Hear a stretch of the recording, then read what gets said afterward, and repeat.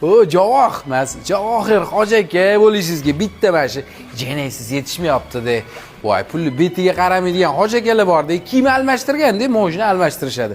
Yaxshi ham shunaqa qilishadi. Ozgina olishadi, zararga berib yuborishadi. Shuni hisobiga maza qilib shikalat narxga bosib yuborsangiz bo'ladi. Jenaysiz G80 ni atiga 30 ming probek. Undan tashqari ham salonlariga 5-6 ming tiqib tashalganini, diskalarni qarang.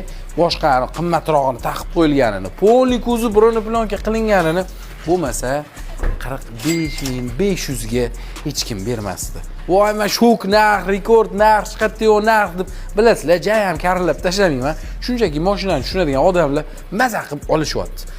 45.500 ga o'ylanmay bosib yuboring.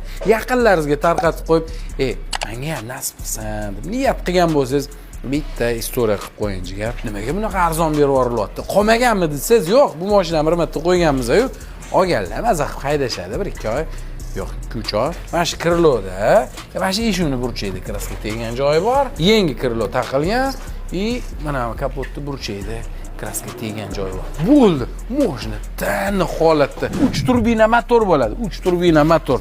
Xullas, yaqinlaringizga tarqatib qo'ying. Jenezisda oqib yursin bu yog'iga. Вообще шкалет на серьезный.